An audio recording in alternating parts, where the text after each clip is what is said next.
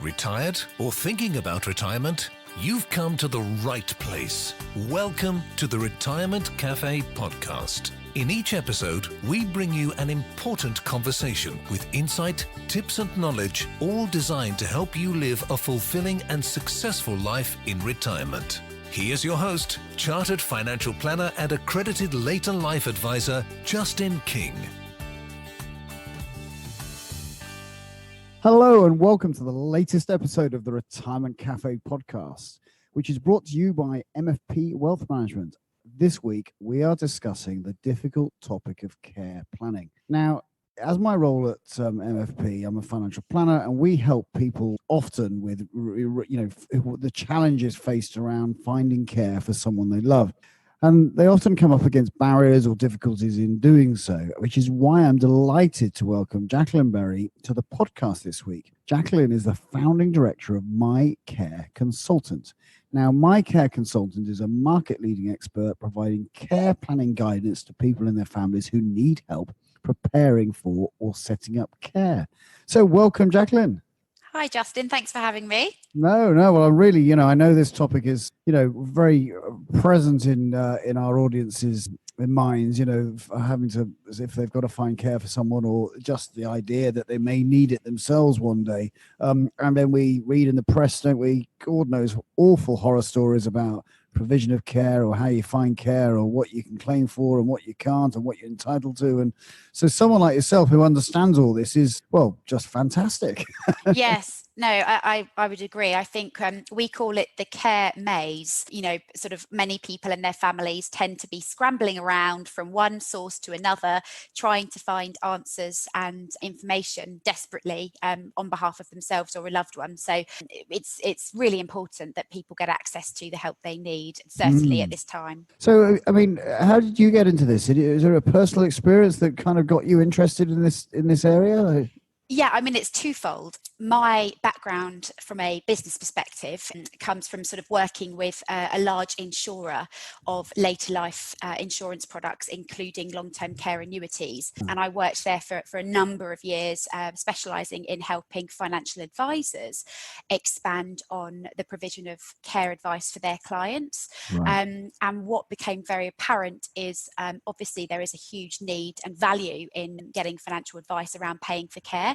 But the actual care advice remit is much more broad than just paying for care. And for financial advisors, it's often very complicated and time-consuming to provide everything in-house that their clients need. So we set up My Care Consultant with the view to support consumers, but also professional connections of ours like financial advisors, solicitors, care providers, anybody that's in engaging with people and their families that need care that perhaps would like to get sort of information and support from a safe space.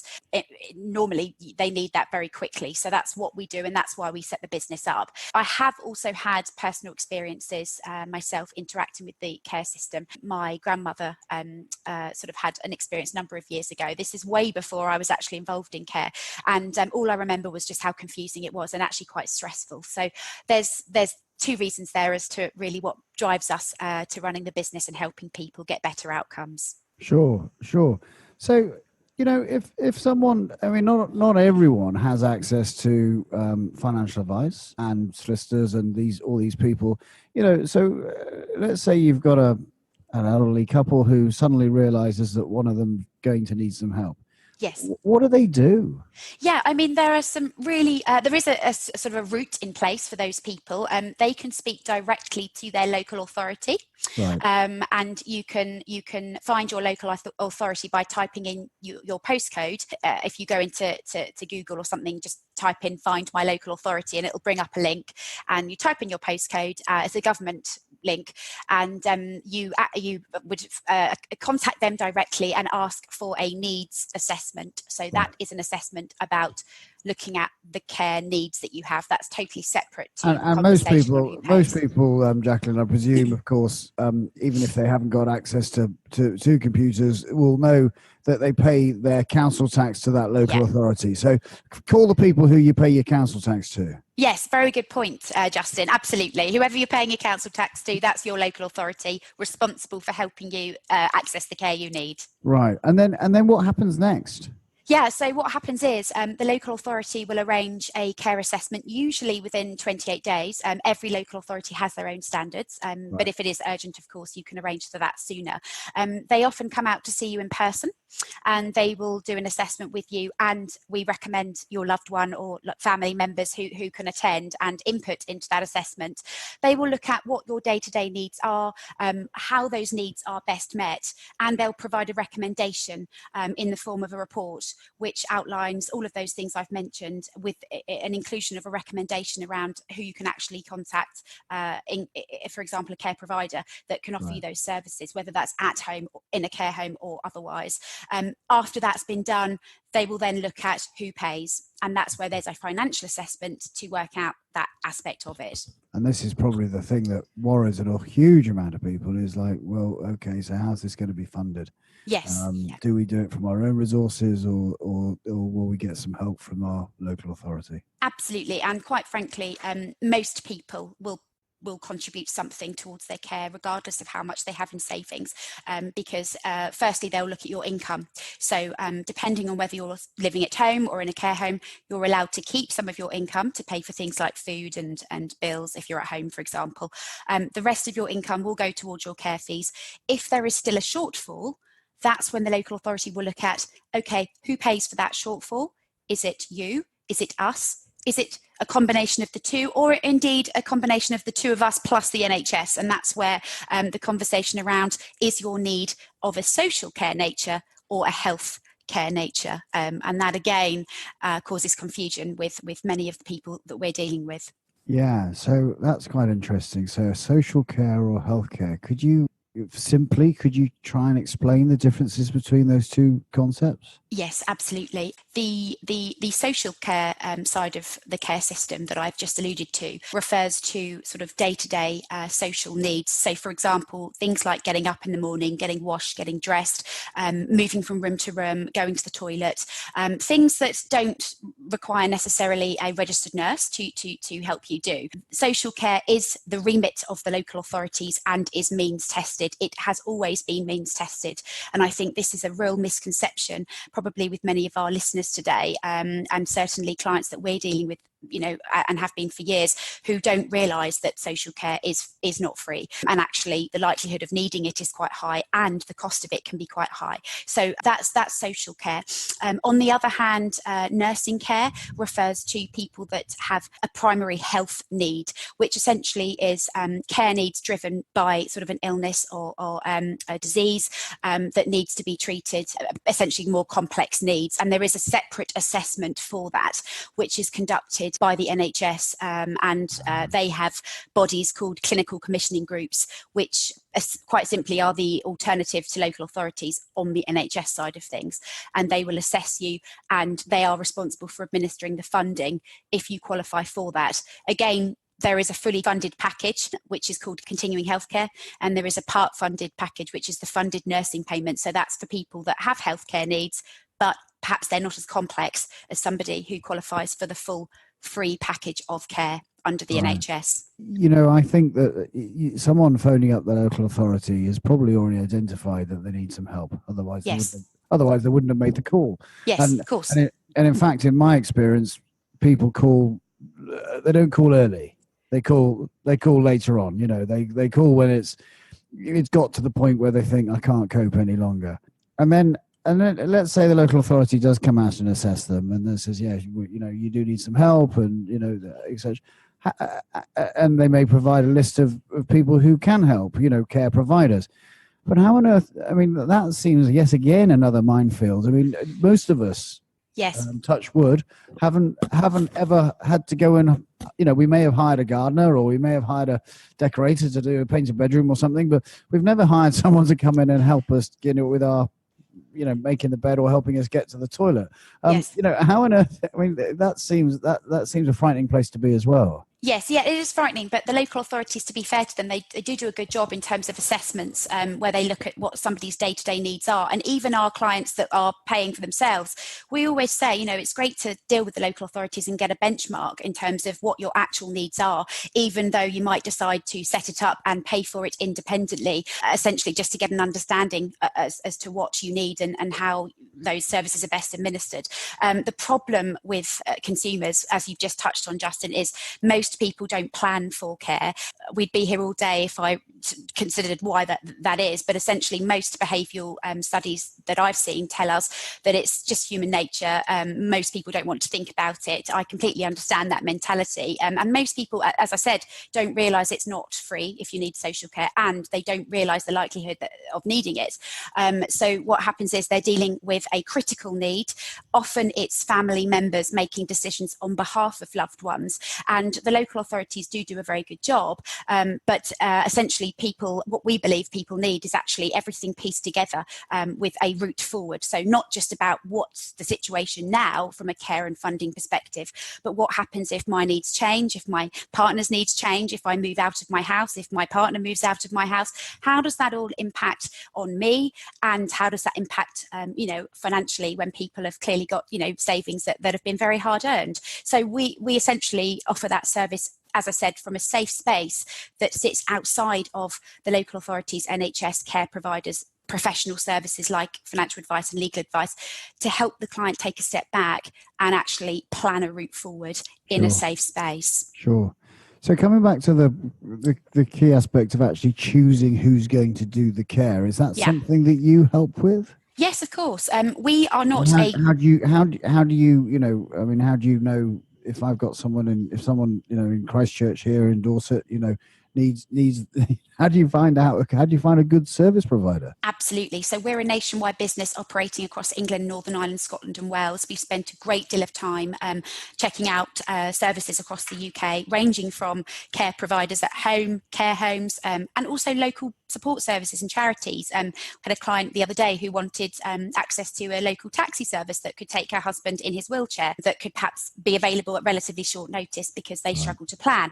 So really what I'm saying here is that we will ask the client, we have a detailed fact find, we find out about their bespoke needs and wishes, and we draw upon our list, our library of contacts to provide to them based on their bespoke needs. But what we are not is a specialist care search service. There are specialist companies that exist to do that, and we will signpost our clients to that service if we feel it's relevant. And of course, I think especially as the confusion comes around, doesn't it, as people get what area is social needs and what area does it cross over to, with dementia becoming more and more prevalent in the UK. Is that a healthcare need? Is this a social need, and who's paying what? And then understanding what you can claim for, but then understanding how often you should get assessed, and then obviously your health can decline. You could also improve. Yeah. And then of course your needs change, don't they? So it's really is a difficult place. I think firstly, just what listeners might find useful is that you touched on dementia, and of course we know that there is an increasing need as we're aging and living longer, many of us in relatively good health way past retirement. Dementia is an increasing condition that people are living with often for many years. Well, the access to health, continuing healthcare is not dependent on diagnosis alone. It's based on your needs and sort of your individual complex needs, not on have you got dementia, have you got Parkinson's, for example. It's based on how that's impacting you and what your needs are as a result. What I would recommend to people is anybody that is being discharged from hospital that has relatively complex needs, anybody is entitled to ask for a continuing healthcare assessment. The first stage of the assessment is a checklist assessment, which is essentially a quick spot check to look at whether you have complex enough needs to go through to that full assessment. The worst that can happen is that you'll just be told, well, you're not actually ill enough, and here's your checklist result. But absolutely, the main thing is that people ask for it, and the worst that can happen is that they're told they don't qualify. There is another point to add, in that some people are told they don't qualify, and actually there is a bit of a grey area as to whether that's the right result. And again, there are services that are available that can help people essentially revert back and ask for a reassessment and how to position their case. We get involved in that, but we are not a legal specialist. We would again signpost clients to one of our legal specialist contacts if we felt that was appropriate for them. Right.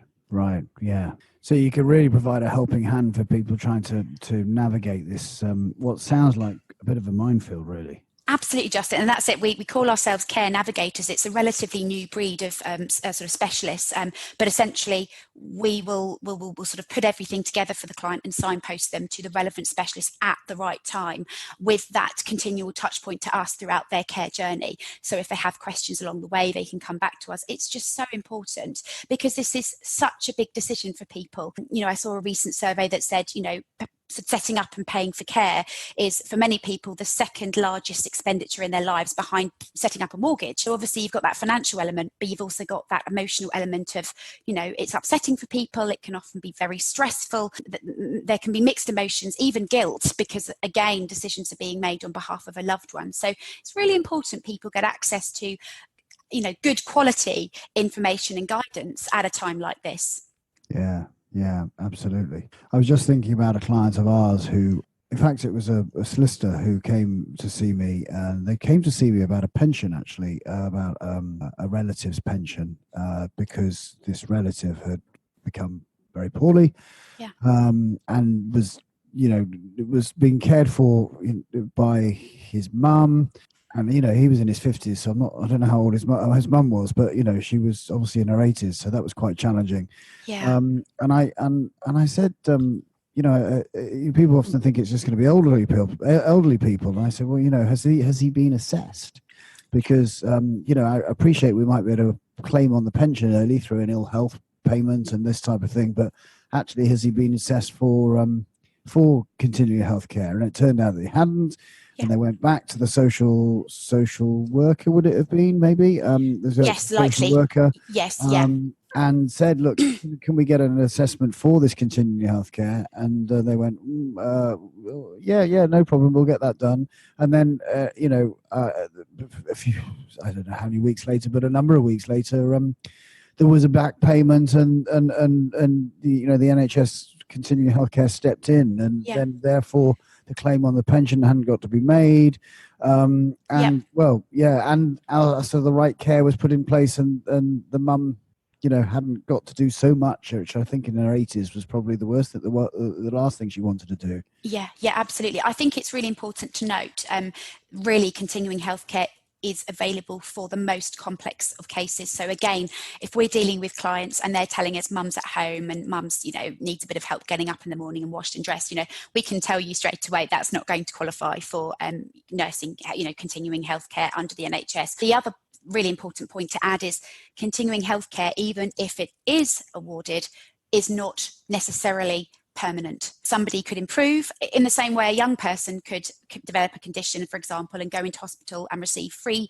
healthcare under the NHS, and once they're recovered, they obviously discharged and they live their lives as normal. So as somebody goes through that care journey, it's important that they access what they should and they deserve, but it's not necessarily a permanent free benefit under the NHS. It is for people with complex health needs. But as I say, I would urge people, whether it's somebody with complex needs, they can go direct to their clinical commissioning group to set up or request an assessment. The quickest route is to the GP. They are connected to their local clinical commissioning groups, and you can ask your GP to arrange this assessment for you. And quite frankly, the GP should say to you, you've got no chance, it was a waste of time, or actually, absolutely, we will set it up for you. That's what they're there for. Right. And so, this has been fascinating, chatting to you, Jacqueline. What are the most common things that you get asked for Yeah, I asking mean, about to be honest with you, you mentioned it earlier, it's critical need. It's people that are usually either being discharged from hospital, or sadly, mum's at home or dad's at home, or husband or wife are at home, and maybe they're not coping in the same way they used to. For example, somebody may have gone home for Christmas and realised that mum or dad is not, coping in the same way they were. And what they need is they need to understand what they can access to help mum, but also what's free, what's available via the local authority and NHS. So the most common things would be somebody being discharged from hospital, somebody wanting to understand how that process works, the appropriate process of a hospital discharge, not just hospital discharge, and also mum or dad that's at home. So things like what providers are there locally to provide the care, how much does it cost, who pays, if it's me, how do I pay, and what about that ongoing planning? So if I develop more complex needs, how do I access an assessment for NHS continuing healthcare, who do I speak to, and ultimately if I'm paying, how best do I pay for that so I can afford my care for longevity, but also ideally protect some of my hard-earned savings, so I can leave a legacy to my family. So they're the sort of things people are worried about. But as I say, most of the time it's dealing with that critical need first, getting mum safe and well, and then we look at that longer term plan, once that care is in place with our help via the local authority or an independent provider, for example. Yeah, brilliant. Yeah. Well, that's been absolutely fascinating, Jacqueline. Now, I can imagine that lots of people will want to take down how they would contact you and where they can find out more about you. So, how would someone do that if the need arises? Yes, absolutely. So we have our website, which is www.mycareconsultant.co.uk. We have our contact details on there. We have a help desk, which is manned between 9 and 5:30 on work days. So people can contact us either via phone or via email. The details are on our website, and we will respond to people within one working day. Just to add, we do offer a initial free 15-minute call to all new inquiries. It's so important because some people will have some urgent questions, and we can answer those for them and give them an initial course of action, and we'll obviously highlight any obvious issues in that 15 minutes. Some people, that's all they need, and we will be very honest with them and send them on their way. If somebody needs more support, often life is more complex than just asking a few questions, then we do have our chargeable services, very affordable, very accessible, and as I said, we charge directly, so we're sort of an unbiased, safe space to offer our clients help and information. So I'd urge people to go to our website and get in touch with us if they are in a position where they just need a little bit of help. We're here to help. Great. And as a last point, and I know you introduced me to this last week, that your website also has an area available for financial advisors who want to operate in this area, but maybe not feeling, totally up to speed with all the changes in legislation and the the ongoing kind of shifting sands, I suppose, of care provision. So, do you want to quickly talk about that? Yes, I'll just touch on that. That's called Carebox, Justin. We recently launched Carebox, which is our online support resource for financial advisors on care and paying for care. It's designed for all financial advisors, whether you're a care specialist, perhaps you're a member of the Society of Later Life Advisors, or you're a member of the Later Life Academy, and you want to keep up to speed with the topics that are involved when dealing with clients. So, the 12-week disregard, local authority assessment process, things like deliberate deprivation of assets, how does that work? Paying for care, the 9 different ways to pay for care. The list goes on. There's tools, support information, and a whole sales toolkit to help advisors in that area. On the other end of the scale, if you're an advisor that perhaps is not involved in this area, you might be listening and thinking, well, I'm a specialist mortgage or equity release provider. You will have clients with family members that need this help. So Carebox is designed to help instigate initial conversations and identify a need, and then hand off to a specialist, whether it's a navigator like us or another specialist financial advisor, for example, at the right time. So it really is a diverse tool that's available for all financial advisors in this space or looking to develop in this space. Great. So that's a really good resource that I know that I'll be as a Society of Later Life advisor, I'll definitely be using to keep myself up to speed. Yes. Speed. I think I can say on here, we've got lots of Society of Later Life advisors that are currently either signed up or engaging our free trial, because feedback's been that it's very, very useful to save them time, essentially, keeping up to speed with everything that's changing. Just to let the listeners know, the web address is careboxonline.co.uk, so they can access a 1 month free trial on there. And following that, if they want to sign up, I mean, we're talking about the cost of a coffee once a week for membership to access ongoing material that's added to each month. Great. I'll put all the details in about my care consultants and how people might be able to access you and how you can help people in the show notes, theretirementcafe.co.uk, where you'll also find all the useful links that we've talked about. So thank you so much for your time today, Jacqueline. That's been really, really fascinating, and I'm sure lots of people find it really, really useful. No, you're welcome. Thank you so much for having me, Justin. My pleasure. My pleasure. If you've enjoyed this episode, please do leave a review on iTunes. It really does help other people find us and gain access to some good advice by searching for the Retirement Cafe podcast, or subscribe so you'll never miss an episode. You can also continue the retirement conversation with us on our Facebook page. Simply search for the Retirement Cafe. So until next time, this is Justin King, helping you feel more informed in your retirement. Thank you for listening to the Retirement Cafe podcast with Justin King. To find out more, you can find us online at theretirementcafe.co.uk.